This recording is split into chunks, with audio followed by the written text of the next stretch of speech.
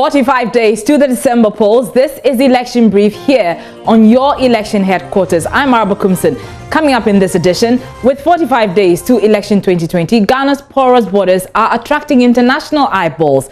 We have details as head of United Nations West Africa office, Mohammed Ibn Chambers, calls for stricter security at the country's borders to curtail the proliferation of small arms ahead of the December polls.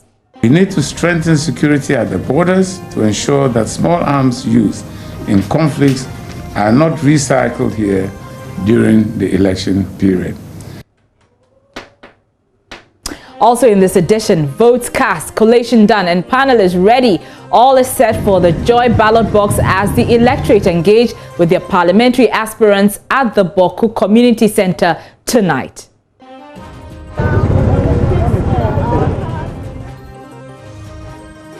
Also in this edition, independent presidential aspirant Alfred Kwame Asiedu Walker is promising to get every region helicopters which will serve as emergency health responders if voted into power. But how is he going to fund this project? Every region is going to have a helicopter, emergency responders who will immediately respond to the site. And later, with some 2 weeks away from the U.S. presidential elections, the Republicans Donald Trump and Democrats Joe Biden clash over COVID and race in their latest debate. We are live on your DSTV channel 421 and GoTV channel 144 on Facebook, Instagram and Twitter. Follow JoyNews on TV. We stream on myjoyonline.com. On YouTube, we are JoyNews TV. Stay tuned in.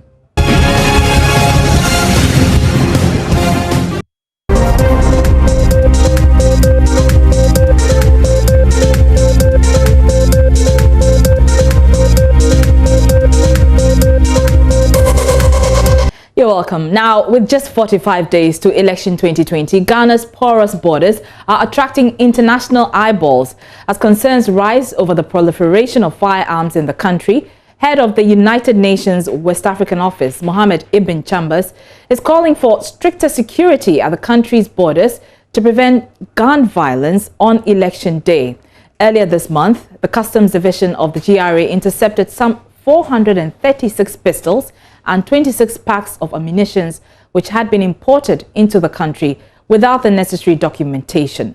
While investigations are still ongoing, Dr. Mohammed Ibn Chambers is charging government to strengthen security at the borders to prevent the spillover of terrorist activities within the sub-region. We need to strengthen security at the borders to ensure that small arms used in conflicts are not recycled here during the election period. This will also put a curb on the smuggling of small arms and light weapons into the country. The northern axis is especially very important because of the situation that we find in the Sahel with the threat of violent extremists and terrorist groups. So particular attention needs to be paid in our northern frontiers. Small arms and light weapons are judged as the most immediate security challenge in West Africa. Fueling civil wars, organized criminal violence, insurgency and terrorist activities, posing great obstacles to sustainable security, peace and development. The dangers of illicit proliferation, misuse and abuse of small arms and light weapons cannot be overemphasized. A cursory look at some of our neighboring countries and the devastating tale of the wrecking effect of gun violence during elections can be seen through bullet-ridden walls, abandoned and broken homes, poverty-stricken societies, homeless children, and once able-bodied men being maimed for life. The collation is done, the agenda is set, and tonight constituents of Boku, Zebila and Garu will interact with the people who are seeking to represent them in the next parliament. We'll go live to Boku shortly to get the latest on preparations for tonight's program. But first, Some information on the Boku seat. The Boku Central Constituency in the Upper East region has over the years elected members of parliament from the NDC and MPP as well as independent candidates. Although the parliamentary seat is currently being occupied by Mahama Ayariga of the NDC, it's not so easy to predict exactly how the results for this year will turn out. JoyNews' Upper East regional correspondent Albert Sori traces the political history of the Boku Central Constituency. The Boku Central Constituency is located in the eastern part of the Upper East region under the Boku municipality. It has a total population of approximately 120,000 people and is one of the constituencies represented in the Parliament of Ghana. Prior to the 2004 parliamentary election, the Pusiga constituency was carved out of the pre-existing Boku Central constituency in what was then known as the Boku East district. The current constituency is therefore smaller in area than the one that preceded the 2004 election.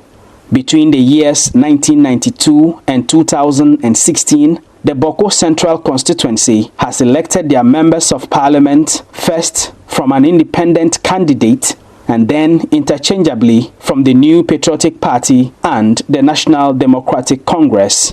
In 1992, Madam Hawa Yakubu, now deceased, was elected as the Member of Parliament for Boku Central as an independent candidate. Then, in 1996, Madam Fati Seidu from the NDC was elected the MP. Hawa Yakubu then returned and took back the seat in the 2000 elections, this time not as an independent candidate but on the ticket of the New Patriotic Party. In the year 2004, the people of Boku Central elected Mahama Ayariga of the NDC as their Member of Parliament and then replaced him in 2008 by electing the MPP's Adamu Dramani Sakande, who recently passed away, as their Member of Parliament. But in July 2012, Adamu Dramani Sakande was jailed 2 years by the Supreme Court of Ghana for forgery. This followed a case brought in 2009 in the High Court by Sumaila Bilbil, a cattle dealer, stating that Adamu Dramani did not qualify to be an MP as he held both a British and Burkinabe passport. After a long legal battle, Adamu Dramani Sakande was on the 27th of July 2012 jailed 2 years by the Supreme Court for separation of office. In November that year, 4 months after his conviction, Adamu Dramani Sakande was reported sick and admitted at the Cardiothoracic Center of the Kolebu Teaching Hospital. He was then granted presidential pardon by President John Mahama on grounds of his ill health. In the general elections that followed later in December that year, Mahama Ayariga was given another nod by the people of Boku Central as he was elected again as their Member of Parliament. Mahama Ayariga was elected for a third term in 2016 and is the incumbent Member of Parliament for Boku Central. But the 2016 election was not without some controversy because the MPP in Boku Central and their parliamentary candidate Gabiana Agbanwa Abuguri initially refused to accept the results of the election, citing overvoting among others. They then demanded that the ballots be recounted. Due to the volatile nature of the security atmosphere in Boku at the time, the Upper East Regional Security Council decided that the Boku Central Parliamentary election ballots be brought to Bolgatanga for the grievances to be redressed. In the presence of tight security at the Regional House of Chiefs Conference Hall, NDC and MPP election agents spent more than 12 hours debating the issues that were brought by the MPP, with the Electoral Commission serving as a mediator. Eventually, the MPP's election agents decided to budge. In the final results of the 2016 parliamentary election for Boku Central, Mahama Ayariga polled 22,611 votes, representing 51.1%, whilst Gabiana Abuguri polled 21,104 votes, representing 47.7% of total votes cast. This year promises another fierce contest in the parliamentary election in Boku Central. The Joy Ballot box will provide a platform for the parliamentary candidates seeking the mandates of the people of Boku Central and surrounding constituencies to explain why they should be given the nod to represent their people in the Parliament of Ghana. For Joy News, Albert Sori, Boku Central. All right, so accessibility to public facilities, the construction of resource centers, and jobs are key issues that will determine who wins election 2020 in the Boku constituency. That's according to the community of persons living with disabilities in that constituency as they gear up for the Joy Ballot box this evening. President of the PWDs in Boku, Dr. David Azare, wants the Disability Common Fund increase to assist individuals with special needs. I want to see how much the MPs especially will come to our aid in terms of getting us a resource center. We in Baku here, we don't have any place that we can meet. We have to meet under trees near the social welfare grounds. And anytime it's raining, we have to run for dear life. So this is one of the things that any MP that will promise us a place of meeting, a resource center, we would easily vouch for that MP. Thank you very much for the moment. Thank you very much, Dr. Azari. Let me get to Hawa and find out from Hawa also what issues will be influencing her decision. Hawa, what are those issues? The issues are plenty, but my Dr. Azari has speaks some. So the issue, the common fund is the one, and those some of them they are here today. They don't have basket. And some too don't have a cross hands. Many people they want those. Many people want those things. We want the MP who can promise and buy the cross hands and the motorbike for them. So you heard there are some members of the PWD community in Boku, but let's stay a while in Boku and bring you what generally people there say will influence their choice in the December polls. Let's bring you voters' voice from Boku now. 600,000, 400,000. What about to say no one see anything? No one be free. Into my to my end this year. And Kabe boy papa. And Kabe boy basu. And Kandi so baswa. And Kabata Yamia say, Kayam Betana we are my Yanshia. Kayam Betana we are my boy. And Kayama boy so. So Yamada will be happy and so she can't see. Ne boy ding. Into my mind, this basso night, Yamanina, and what from, and then Barbara here, and my Namotoma and Pipia. Whoa, ya warrior, and we are not she, Yantimia she biom, into a bian to my NDC. Or bianua, or better to my MPP, just NDC and echo. Ayazu, or bian to my NDC, more bian to my MPP, number to my MPP, I hope I say. Yamba MPP biom MPP ni abaso biom just NDC ya na eko yadamasi we da dwofo ye cheche mu nyina bra mu hwe bra yamba ye bre suku kura yamba suku aboye ya huso eko mo mu se nipa wo fire wuro mba obetima hwe nipa eza muma aye NDC na woso a nka ya wo yunum hwewie ahye ya to niam kura ya nto ba bia ya hu kire ye aye osukufo nkura ya boso wo mo nya so nko suku na boya so ya hu so ya edidwa enko so ya mba ye bre sa bre kura na ewa mba so mo hwe ne mo yin film na NDC mbra na ya ho ntoye de ebe yina na akoso amaye Bibiani wa ayazu.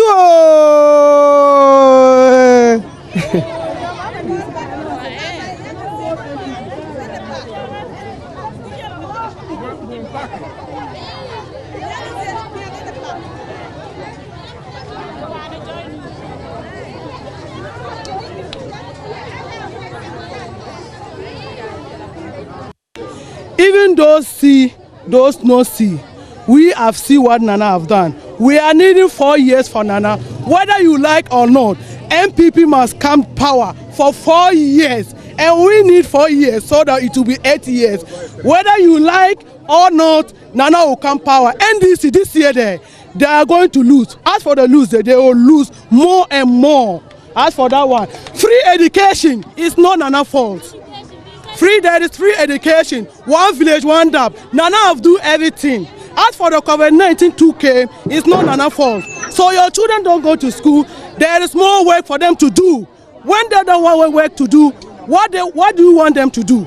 So 4 years for Nana to sit for 8 years. As for NDC, no power again for them.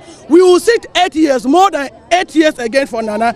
MPP, I'm talking for Nana. Thank you very much, guys. No more 4 years for MPP. MPP has let us suffering. This time around, we are sitting in the house because of virus, and Nana stop our schools. Barriers too has locked. We don't have food. We don't have food to chop. So we are begging that all my mothers and my fathers to vote for NDC so that they will come power and will help us. Look at our mothers and our fathers. They are all suffering for food. So we are begging that all my mothers and sisters and brothers that we should vote for NDC so that NDC will come to power and help all of us. So what they are doing, we are begging our mothers. Look at our mothers are suffering. The road too are suffering. So we are begging that your mama to come to power and help us. Thank you.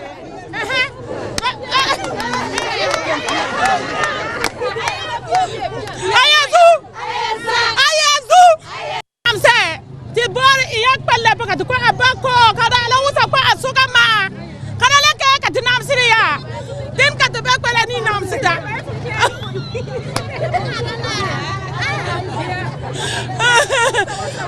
Naya, the bees are in yin babalankin sukura. Tena do be not a payaka be sukura. Amayom kaka bees in ya once a new one, kabakin sukura la ya bang bangariane.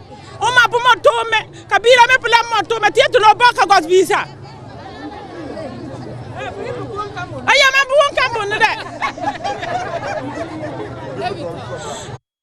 Let's go live to Boku now and speak to Deputy Head of our Political Desk, Winston Amwa, who will be moderating the conversation tonight. Winston, let's start from the results collated. After 2 days of voting, what are the issues that came out?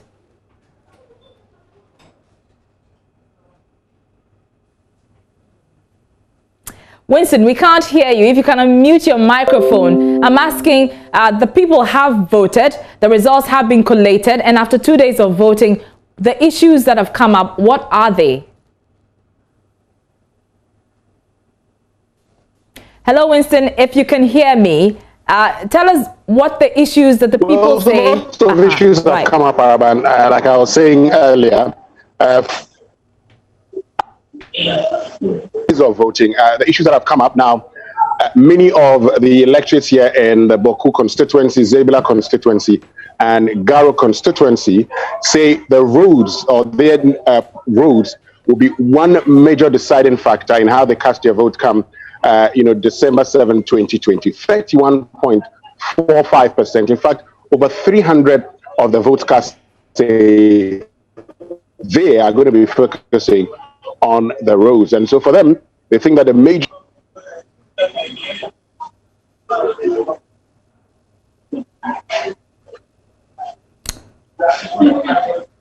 All right, it seems that we're having a bit of a difficulty with Winston technology, but we'll get back to Winston. But you can see on your screens now the Boku ballot box results, and as he was indicating, a lot of people feel that they'll be influenced by how they are dealing with their roads that will determine how they will vote. So a lot of people will vote on roads, 31.5%, 31.45%.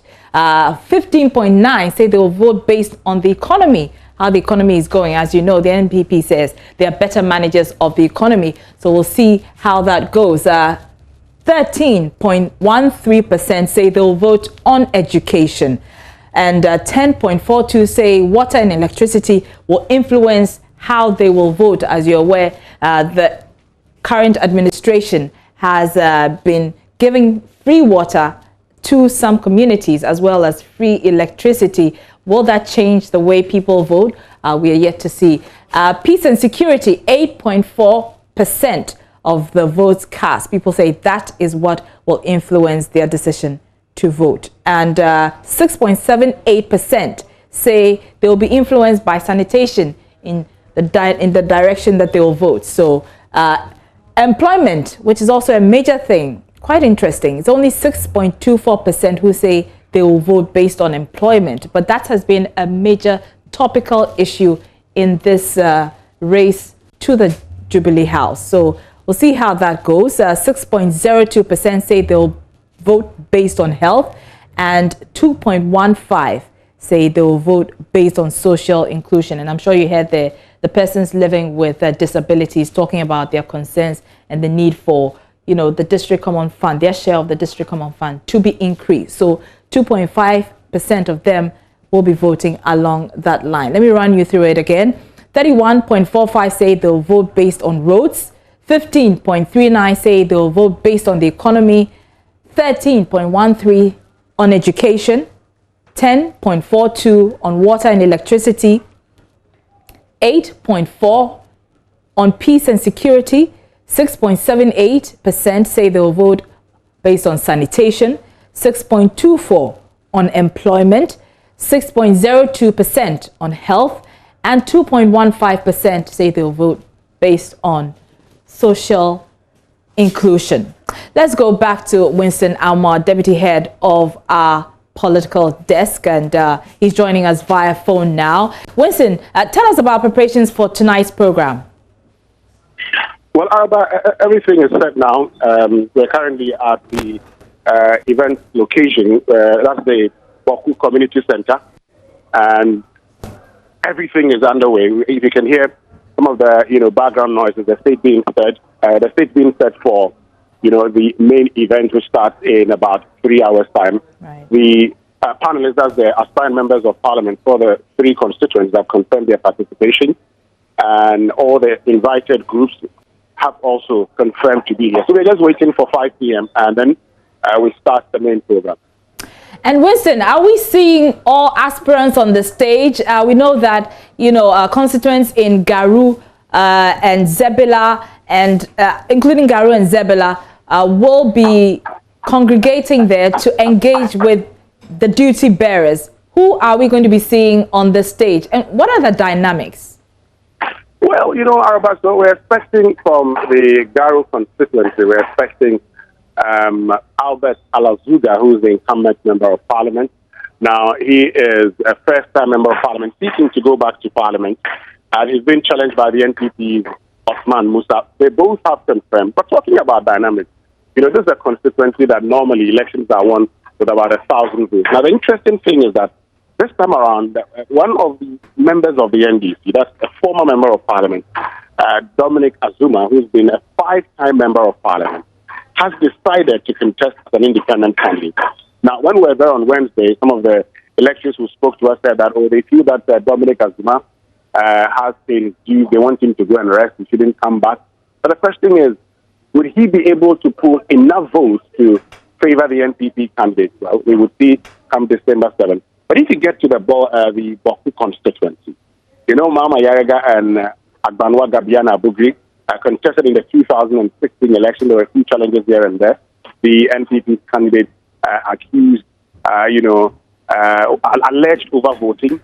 The ballot papers and ballot boxes were sent to Bogatanga for, recollation, until she eventually accepted defeat.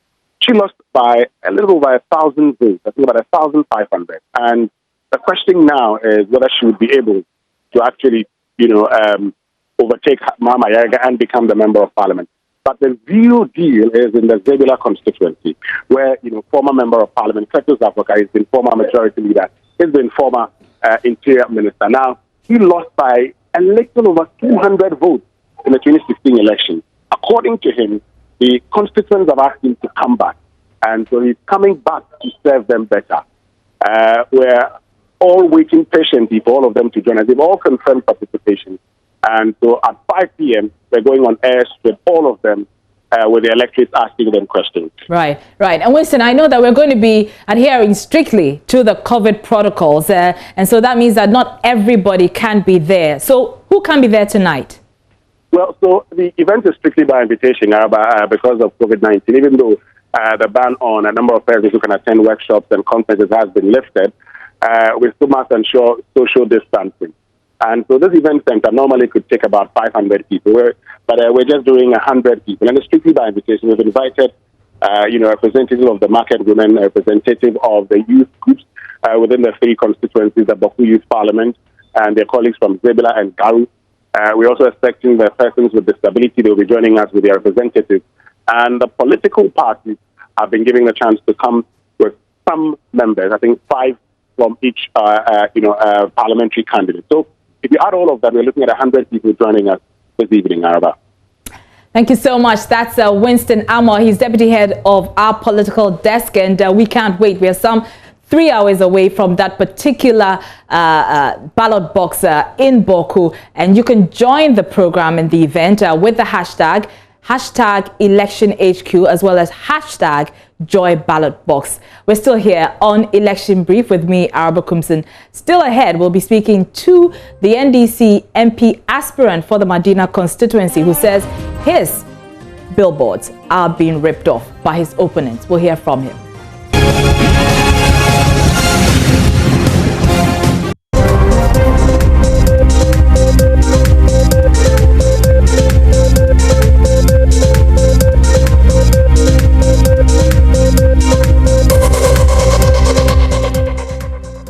Welcome back to Election Brief with me, Araba Kumsin. Now let's hit the campaign trail now, because President Akufo-Addo has ended his 2-day tour of the Oti region with a call on residents to consider what he's been able to achieve in his first year and in his first term, and give him and the MPP 4 more years to govern. Among the promises he made to the people of the region is an 8,000-seater capacity stadium, a waste management plant, and a regional office for the Youth Employment Authority. Correspondent Peter Seno was with the president and has a wrap of events in the following reports. The 2-day working visit by the president to the region saw him visit the Biakuye, Bwem, Nkwanta South and North, and the Krachi West constituencies with a regional rally at Dambai in the Krachi East constituency. The president, while in the region, inspected ongoing 56.4 Jasika and Odopepezu road construction, Nkunya Kwame Krum road construction, Paza town roads, and 15 kilometers Ketekrachi town roads. The president, while at Ketekrachi, assured residents of government commitment to construct a bridge on River Oti to reduce travel time and link the peninsular town to urban centers. Bridge no there. Right now, design no air cost. I have a baby.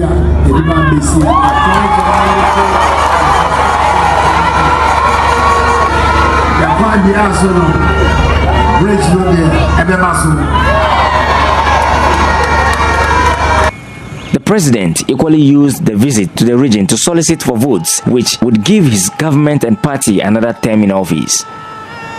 The president was received at a mammoth rally in Dambai, the regional capital, where he called on supporters to continue to have faith in the party and also reiterated his call on the people in the region who have for the past political years lent their support to the NDC to consider the MPP for once, which he added they would not regret.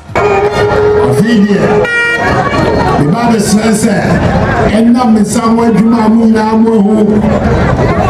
say, the Bible, Mamma Dada, will be our Ghana. Near Mamma Casa, man, to me, I am my year. Bible says, Sanjidia, when you want me, Mono, Sanjidia, and Afidia, and no so to say, that 2016. I am about to 2020 India, and yet boom, the answer says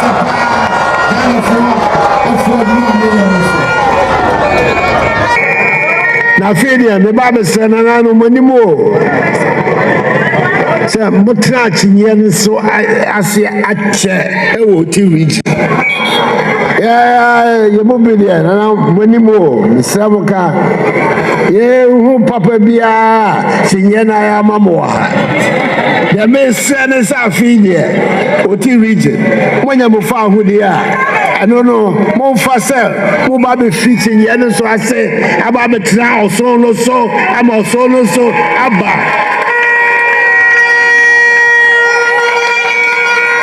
na so no so tumi ananti oti a kwa ne gigim.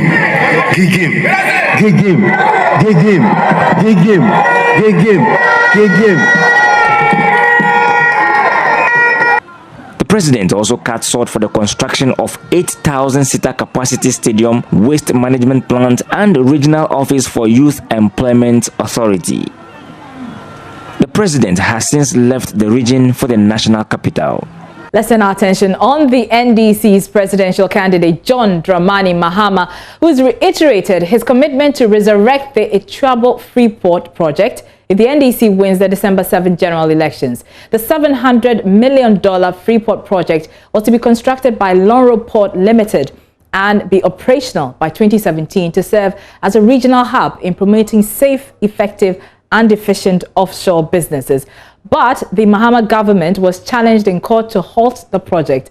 Addressing the chiefs and people of Nkrofo in the Elembele constituency as part of his 5-day campaign tour of the Western region, Mr. Mahama maintained that the Itrabo Freeport project was to help create jobs for the youth as well as enable Ghana derive maximum benefits from its oil find. Enyuma bebre wo ho ankaye deba. Eno na nanakan Itrabo Freeport. Yani loan rofo eye agreement say ombeba bebie port wo ha. Say na be ya oil companies no e ho na obia beba be ye na adwuma. Ye ko hwe ya ye nuanom MPP for eno de loan ro agreement no court. Say omom pene e masa adwuma no e maso. Ye there ye kan na we so dia court. Omo yesa ama adwuma no ambaso. And you fi aban mu. You fi aban mu eno de eche say omasa no kra. And so anka support no buy ya. Anka ye mabu no bebre a omo gina he. Anka om so benye adwuma ye wo support no. And so me wogidi say your Freeport no ebeba so. You're still here on Election Brief with me, Boku. So let's take you back to our earlier story where NDC parliamentary candidate for the Medina constituency, Francis Xavier Sosu, is accusing the incumbent MP, Boniface Abubakar Sadiq, of removing his billboards placed at vantage points in the constituency. The human rights lawyer says although he has lodged several complaints with the assembly, nothing has been done to remedy the situation. He joins us via Zoom for more on this.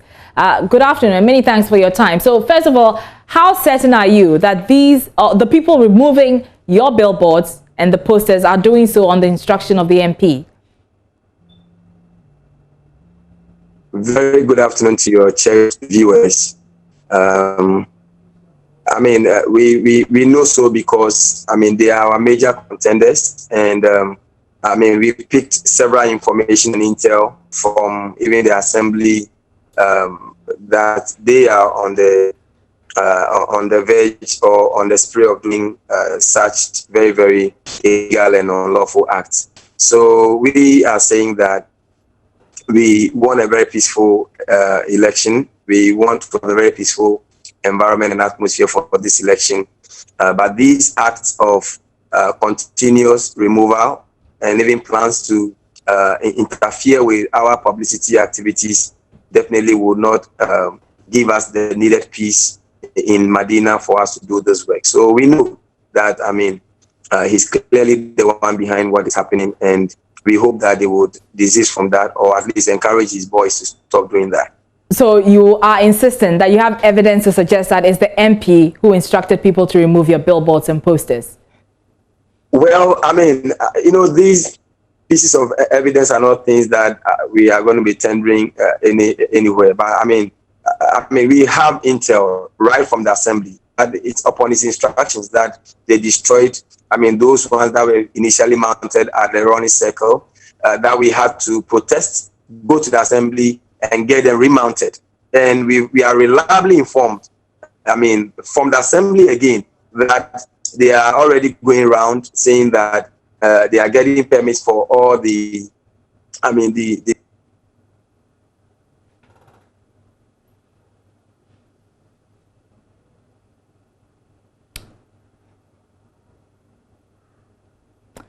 it seems like any of our big board has, has violated any assembly rules, you have a right to actually draw our attention. Even if it is a fine we need to pay, whatever we need to pay, we are willing and ready. But assembly, together with the incumbent, cannot go around and be destroying our billboards and you know, under the cover of darkness. And that is not fair for, you know, the political game.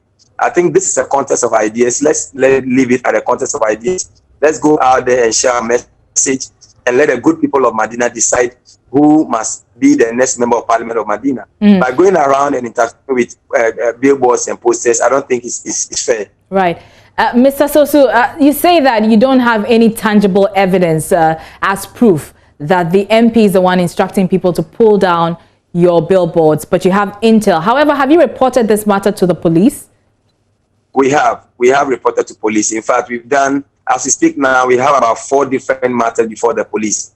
And I'm hoping that sooner, in fact, we even did one arrest and presented the person before the police. And we are hoping that sooner than later, the Medina police would actually take somebody on and take him to court for us, I mean, for them to be prosecuted. Because I think it's becoming one too many. Because, I mean, it's not right that your opponent puts up billboard and you have people going around destroying them. And we know that they are from, I mean, these are not things that we doubt at all who is in charge of doing these things. So one person was arrested in connection with this. But I'm curious, how is this affecting your campaign proper? Well, I don't think that it is necessarily affecting the campaign proper. You recall that at the campaign, you are doing the visibility before you are doing your door-to-door campaign. You know, so you expect that even for areas that you don't reach, for people that you don't reach personally, they get to see your posters or your billboards and they can connect with you. But if you go around doing your door-to-door and the few bills that you put around, people go and try to interfere with them, that is where we have problems. And these bills they cost money. So when you do that, you just you're burdening us with extra costs, which ordinarily we shouldn't be bearing. So far I can say that so good. We are suddenly on the ground. We are working, and we know that inshallah Allah, on the 7th December, the people of Medina are going to give me a chance to serve them as their next member of parliament. But it will be good that we do this in a very decorous atmosphere, devoid of any insult and devoid of, you know, destroying each other's billboards, devoid of any violent, you know, intentions. All right. Many thanks for your time. That's the NDC's parliamentary aspirant for the Medina seat, Francis Xavier Sosu there. Now let's turn our attention on independent presidential aspirant Alfred Kwame Asiedu Walker, who is promising to get every region helicopters, which will serve as emergency health responders if he's voted into power. But how's he going to fund this project? Alfred Kwame Asiedu Walker says, as president of Ghana, he will not take any salary and will rather dedicate that money to help improve the state of affairs in the country. He addressed the media for the first time to kickstart his campaign. Responders and emergency responding system in this country. That policy is what we have said, the regionalization policy, which is the headlines of our governance. Every region is going to have a helicopter, emergency responders, who will immediately respond to the site. I believe not too long ago there was a VIP crash on the Accra-Kumasi road. I don't know how many people lives were lost, over 200 I believe, where ambulances were not enough, hospitals were not adequately resourced to take care of those emergency issues. We are going to have trauma centers strategically placed where helicopters, or we call it trauma hawks, or emergency responded issues, or helicopter nurses, well-equipped, and doctors who are able to respond to those emergencies, to be airlifted to those trauma centers. Maybe for a change, Ghana will be on the right foot for what we need done.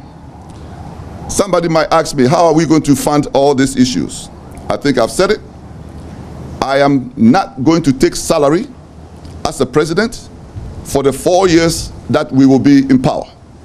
I am making it public that yes, I will not take that salary. This is what we are going to do. We are going to cut a lean government. Wastage is going to be stopped. And we are going to make sure the resources that are used or gained in this country are used judiciously. The people must be served. We are here to serve the people of Ghana. Well, Mr. Asiedu Walker also says he is going to create policies that will make the building and construction industry better than it is now. He says government's failure to enforce building and construction codes has created problems, such as the tragedy at Achim Patebi, where at least 22 people are known to have died so far from the church collapse. He says if voted into power, he will ensure that these laws are enforced to prevent people from putting up unapproved structures. I have followed that incident seriously, and I believe it's time that we addressed this particular issue head on. You all might know the fact that this is probably not the first time buildings have collapsed and killed people in this country. We are all witnesses to the neglect of the building industry, the architectural industry, the construction engineering industry. It's for this reason why I'm here to address this particular issue head on. In our government, should the Lord bless us to take over this reign of this country, we are going to empower the engineering, the structural engineering people who are well trained, educated in this country. We must empower them seriously. We must allow them to do their jobs for what they've been trained to do. Here we are, a country where laws are not followed, professionals, engineers, and architects are not respected. Those days are going to be over. We are calling on the Engineering Institute, the Architecture Institute, the structural engineering departments, and the profession. We are going to have meetings with them. The law enforcement is going to be part of this cohesive effort to be able to tackle this head-on seriously. Gone will be the days when people take the law into their own hands to decide to build structures without any policy or any engineering data behind them. Here we are, 17 lives and counting have been lost. It's election brief on your election headquarters. Still ahead, with some 2 weeks away from the U.S. presidential elections, the Republicans Donald Trump and the Democrats Joe Biden clash over COVID and race in their latest debate.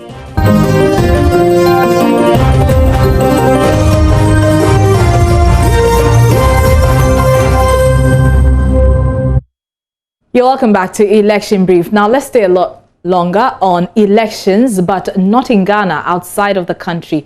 And we'll start off from Burkina Faso, where citizens residing in Ghana will for the first time have an opportunity to vote in the upcoming general elections of their home country. This is in furtherance of the country's democratic credentials after emerging from war. Nane Aljima has more in the following report. Requirement to vote in the election is a valid identity card from the country of origin, Burkina Faso.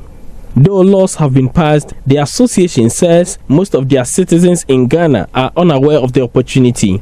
Madam Mumin is calling on Burkina citizens to show interest in exercising their franchise. She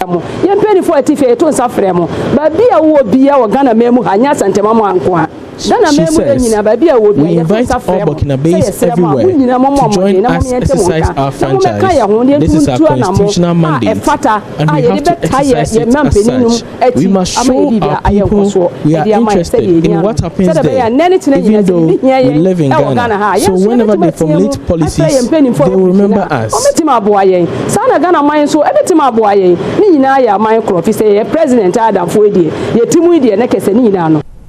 In contributing to Ghana's development, members of the association have paid fines for 3 prisoners in the Kumasi Central Prison. Mahmoud Bakwa is organizer of the group. voters ID card. As part of the exercise, we will be taking data on all Burkinabés in Ghana. All members need to do is to prove their Burkinabé citizenship. With the data, our country's representative in Ghana can make policies to seek our interest and also protect us. Nana Aljima reporting. Now, as you know, we are some 2 weeks away from the U.S. presidential elections. That is happening on November 3.